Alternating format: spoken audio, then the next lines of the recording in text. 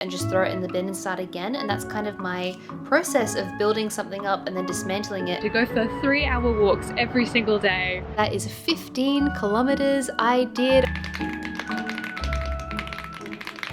Hello everyone and welcome back to another video. In today's video, we're going to be trying out another author's writing routine. So far, we've done the routines of Haruki Murakami, Donna Tartt, Octavia E. Butler, Sylvia Plath, Stephen King. We have done so many writing routines, and today is a little bit special because we're going to be doing the writing routine of Charles Dickens, and this is the oldest writing routine that I've tried so far, the most historic one that I've tried. This is a writing routine from the 1800s, should be pretty interesting. I'm excited to jump in and get started, but before we do that, who is Charles Dickens and what is his writing routine? Born on the 7th of February 1812, Charles Dickens is an incredibly prolific author, famous for works such as Oliver Twist, Great Expectations, and A Christmas Carol, just to name a few. He was the second of 8 children, and his father was a clerk in the Navy Pay Office, which meant that he grew up without a lot of money. Dickens left school at age 12 to work in a boot blacking factory when his father was incarcerated in debtor's prison, and so it makes sense that a lot of Dickens's work revolves around money, economics. We all know the very famous story about Scrooge not wanting to give out money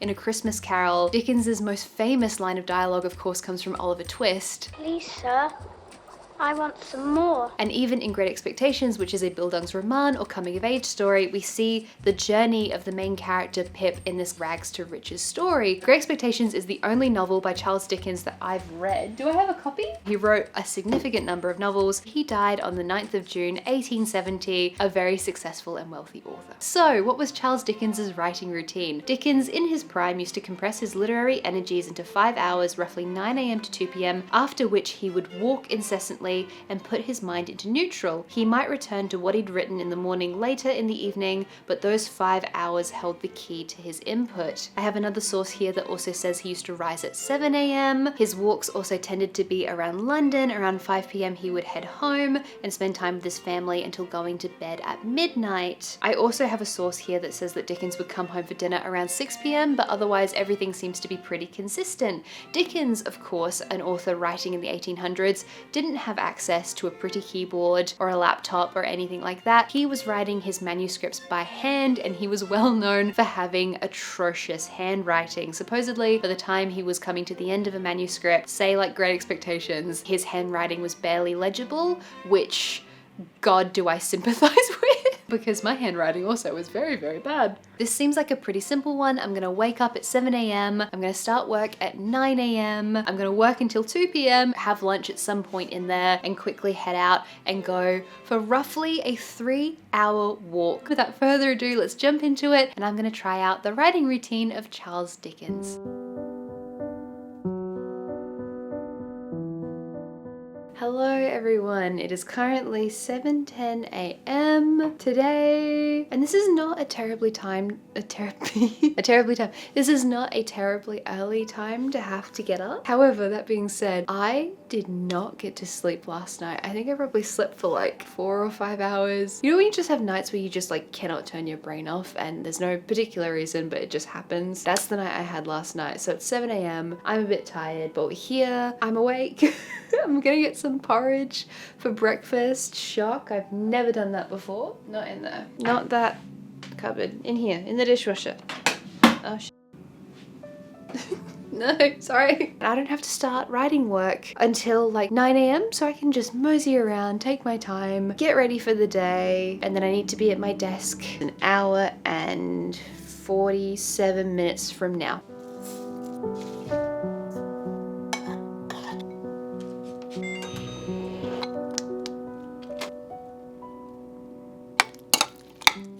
Hello, it is now 9 AM. I am fully awake now. I apologize for the things that I grumbled to you about 2 hours ago. Before I kick off with writing, I just wanted to fill you in on what I'm currently working on. Perhaps you're new here. If you are, hello, my name is Christy. I am a writer. I finished a novel a little while ago, which is called Project Teacup. There's been a whole thing with that. If you've been along on the journey, thank you. I've been trying to get started on my next novel, which is Project Spiegeltent, and I'm gonna be really honest with you. So many things have been going going on in the background that I haven't had any movement on that project. I haven't really done anything. I'm still in this very early stage. I am trying to work out what I want the conflict of that story to be. Basically, since 2020, I have been in Project Teacup land. That voice is now such an easy voice for me to slip into. Those characters I know so well. Everything to do with that book and that world is so easy for me now. And so moving on to a different project, I'm finding really, really hard. I need to do a bunch more research. And then sort of just in addition to that, for me, I've been also doing a lot of other writing work. Lots of stuff has been going on in the background. And so my creative brain is fried. I've been working really, really hard on stuff I can't talk about right now. But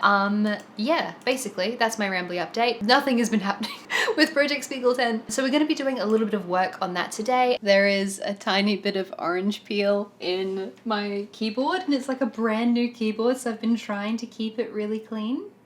And I just look down and find orange peel.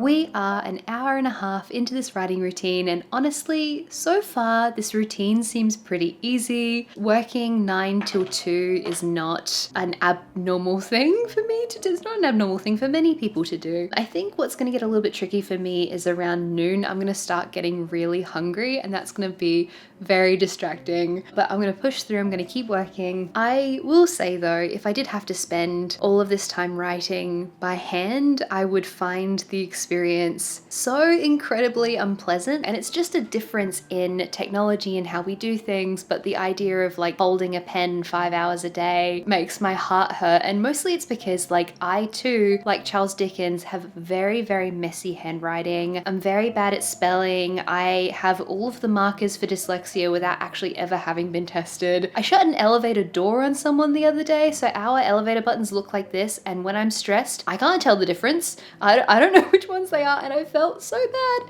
But anyway, handwriting for me is not a fun thing. I'm glad I don't have to handwrite. I'm glad that I get to type on my brand new keyboard, which actually I'm very excited about this keyboard. Look at this little guy. This is my new keyboard. I'm so pleased with it. I have my last keyboard, which was a Devastator 3. It was a gaming keyboard for the longest time, and I think it's such a fascinating change in people's tastes and preferences and things, because back when I started making writing content, I used to get a lot of compliments over the sound of my keyboard. You know, people really enjoyed typing sounding a little bit like a machine gun. But recently, more and more, I find it fascinating that people have started complaining about the sound of my keyboard, which is fine. Like, I loved that keyboard. It's sitting over next to our washing machine, so I'm looking at it now. But I wanted to get something with a little bit of a different sound, and I went down a rabbit hole. I was so close to building my own keyboard, to ordering the switches, doing all the mods and doing the thing. And anyway, I found this keyboard on Amazon, and actually it was like reasonably affordable, and it sounds so pretty. It's such a pretty sound. Anyway, I'm off task. I need to go back to writing. It's not that it's not fun to start a new project, but it's just that like I can feel that I'm not super duper there yet with Project Spiegel Tent. I'm really considering what project I want to go on with next. I do think that Spiegel Tent is going to be the middle project between Project Teacup and the next novel after that. The novel after Project Spiegel Tent is another really ambitious idea, but I think I kind of need something easy in the middle, and I know what I want to achieve with this story, but it's just kind of hard to fight against some of my natural instincts to slip in a particular way, because when I'm writing a more modern story, it's so easy for me to go down the creepy gothic path, and I want this to be a little bit gothic, a little bit creepy, but not terribly so. I don't want it to be terribly dark. It's just about me like finding that balance and finding the characters. Last time I made a dedicated Project Spiegel Tent vlog, I got the loveliest comments from people, so helpful, suggesting like YouTube channels for me to follow and different books and different resources, and it just was so lovely that everyone was super helpful on that. But sometimes, you know, it's not about waiting for inspiration to strike, it's not about the muses singing to you, it's not about feeling in flow state straight away. Sometimes sometimes you just have to turn up at your desk and pump out the bad words in order to get to the good words, right? It is currently 11:43 a.m. and I need to go get a snack, I think, because I was planning on working until 2 p.m. exactly like Charles Dickens. However, that being said, when the work is harder, like when the concentration is harder for me, I get snackier. Like it's like I'm so easily distracted. So I'm gonna quickly grab a mandarin. This is how I ended up with like little orangey pieces in my keyboard in the first place. So let's actually go eat in the kitchen. Honestly, I still don't have amazing updates for you. Like when I was making the Project Teacup vlogs, I could be like, yes, I did this chapter today. I wrote this many words. I did all of these things. But with a new novel, I tend to be very, very stop-start on it. Like I've mentioned this before already, so I'm sorry if I'm repeating myself, but I am still stuck in the same place as I was a few videos ago. I have this tendency to start working on something and then scrap it entirely. I'll write 10,000 words, 20,000 words, 40,000 words and just throw it in the bin and start again. And that's kind of my process of building something up and then dismantling it and then beginning again. And then when I do the drafting process, I write a zero draft basically, or like a really rough first draft, and then I just don't even look at it again and I start writing the story again. This is a very solid mandarin. So that is where I am at the moment in this kind of very difficult pulling teeth time. Like I'm sure all of you who are watching this video know exactly what this feeling is, where you have this blank page in front of you and you're just really not sure where to go. But the thing is that what is so important is that you just pick a direction and start going in that direction. One of the things that I found really, really helpful with my writing is literally just typing out what I'm going to be doing that day, like word for word, writing down, today I am going to developing the conflict in this story. Today I'm going to be editing this thing down to X number of words. I'm gonna finish eating this. We're gonna write for another 2 more hours-ish, making slow progress, but we're doing the thing anyway. And I'm so excited to go for this walk. Long, brisk walks are a favorite thing of mine. So I cannot wait for that part of this video. Let's push through and do another 2 hours of work.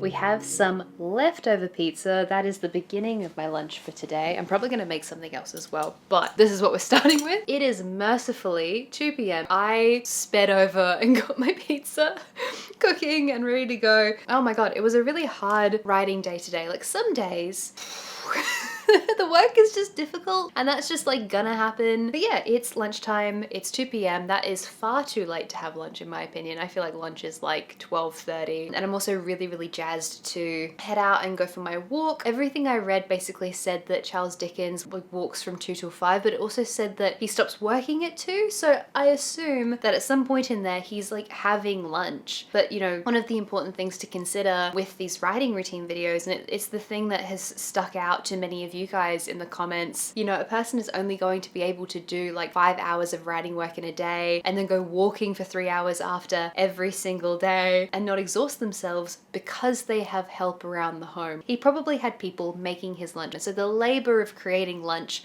wasn't something he would have had to have done. He wouldn't have had to have, you know, come home from his 3-hour walk and fed his children, cleaned things, whatever. I did consider trying to do Charles Dickens's routine for more days than just one, but to be quite honest with you, like I don't have the space or time to go walking 3 hours a day for more than one day. Like I exercise, I get my cardio in, but I don't have 3 spare hours during the middle of the day. It is almost time for me to leave. I need a hat. It's like the 4th day of spring right now, and the weather is confusing. It's about 24 degrees Celsius, but the wind has been bitingly cold. This should be fine. I'm already wearing comfy walking pants. I need some socks. I got these sneakers a few weeks ago. They're Under Armour. I got them like in a half-price sale. I was very pleased with that. But they are my favorite sneakers I've ever worn in my life. The UV today is 5.9, but we're coming out of the high area, so I should be fine with the sun cream I already have. I need a water bottle.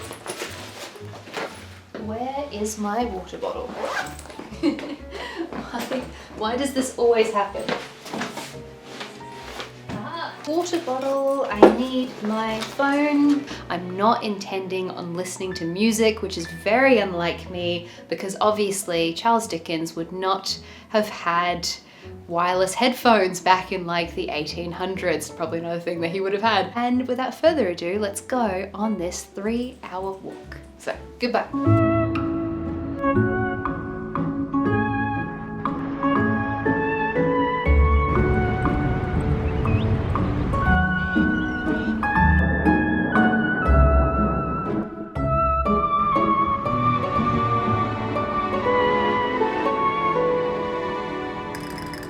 I'm like an hour into my walk. I'm currently in North Adelaide.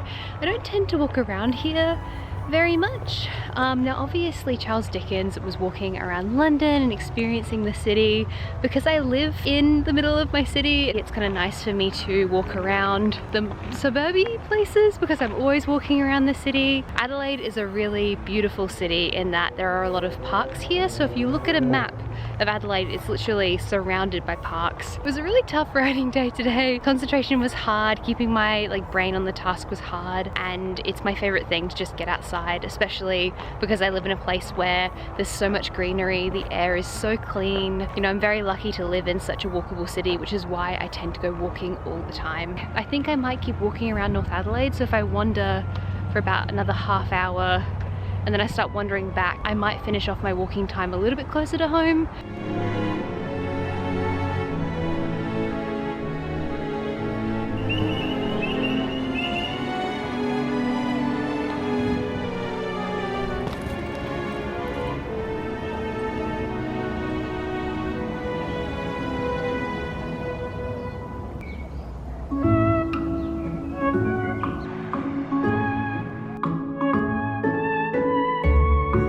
It is an absolutely gorgeous day today. I know I was kind of scared about the wind being cold again, but the air is like this gentle spring breeze. I can smell all the flowers, I can smell all the hedges, and again, very pleased that I decided to film this video today. I kept meaning to do it last week and then the week before, and I kept running out of time, and I said I've been really busy at the moment, but what a beautiful day to come walking. It's not too sunny, it's very overcast, and just a lovely time. I would love to be able to do this every single day, to go for 3-hour walks every single day. What a privilege that would be. I think I'm just about ready to start heading home now. I've been wandering around North Adelaide for a really long time and just having a beautiful time amongst the birds and the trees and the old buildings here. It's really hard, and I don't know, I have really If it gets a publishing deal, I'll give it to you straight away.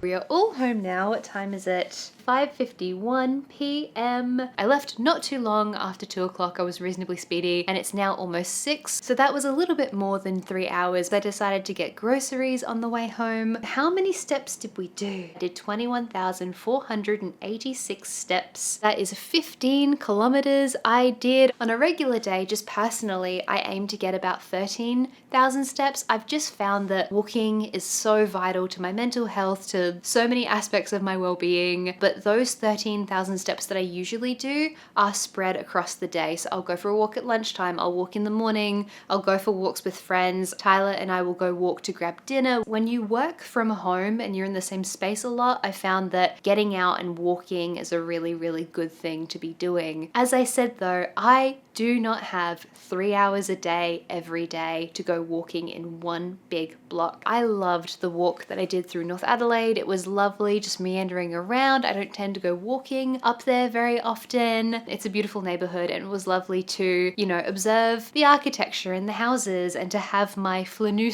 moment. Flaneur is the female version of the word flaneur, which is a figure from 19th century literature, which was popularized by Charles Baudelaire. It's this figure who generally he walks around observing the city. And so in this context, Charles Dickens is very much a flaneur. I've loved this routine. I think it was so much fun. I love walking. If I got to walk for 3 hours every day, I'm sorry, this shot is getting very dark. If I got to walk for 3 hours every day, I would be so chill. I would be so zen and so happy all the time. But unfortunately, that's not a world we live in. I am gonna leave you guys for today. I'm gonna go get dinner and I will come back to you and let you know my final thoughts on Charles Dickens's writing routine. Hello, beautiful people. We are back in the exact same location on a different day. I am here to talk to you about my thoughts on Charles Dickens's writing routine. So fundamentally, in a vacuum, if we're just analyzing the activities that I did on that day, which were pretty simple. I got up at 7 a.m. I worked from 9 a.m. to 2 p.m. I had lunch quickly and then I went for roughly a 3-hour walk, and then in the evening I ate dinner, chilled out, and then went to sleep. That is a pretty chill day in my opinion. Waking at a reasonable time, 5 hours of creative work, and then going for a really nice 3-hour stroll. A dream. What a dream. What a beautiful day. What a wonderful way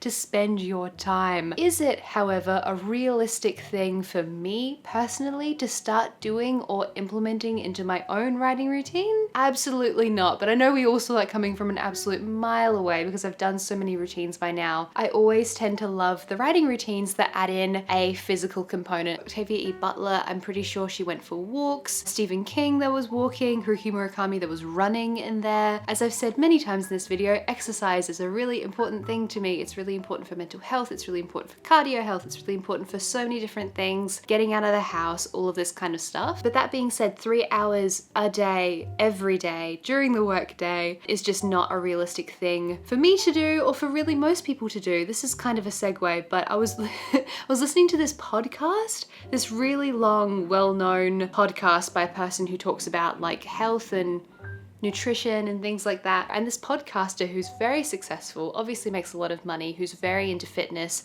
was interviewing another successful person who's also into fitness. And together they were making these comments where they were basically saying that everyone has the capacity to do 2 cardio sessions and 3 resistance training sessions per week, right? This sort of idea that everyone has 5 hours a day, 5 days a week to work out or more. And they were talking about how realistic that is, how easy that is to achieve. And I just had this moment where I had to pause the podcast and I was like, what? Have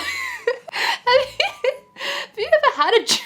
You know, so much of our lives and what we do is up to us, and you know, we choose the habits that we want to make. And you know, if you have an hour for watching YouTube after work, you might also have an hour for going for a run. But also, life is not that simple. There's so much nuance that goes into these kinds of things, like where you live, if it's safe for you to go running after work, if you have any physical disabilities or chronic illnesses that get in the way of exercise, if you have children, if you have this, if you have that. One of the only ways I had time to exercise back when I worked full-time in tech is that my office was a 50-minute walk away from where I live, and I refused to pay for public transport, so I just walked there and back every day. So I did 2 hours of walking, and also I was going stir crazy because the office was very small and not in a very populated area, so I'd also go for a walk at lunchtime.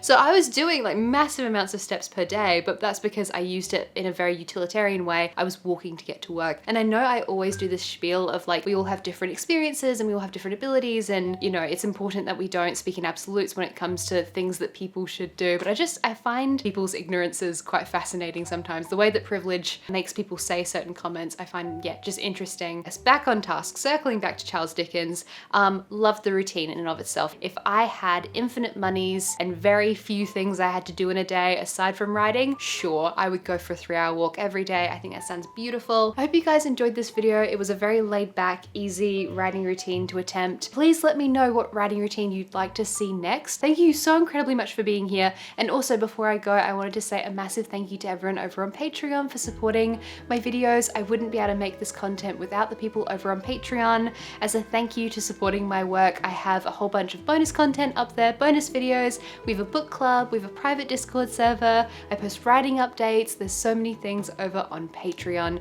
So if you want to support my work and get some bonus content from me, please feel free to check that out. There is a link in the description down below. Take care everyone, and I will see you next time. Bye bye.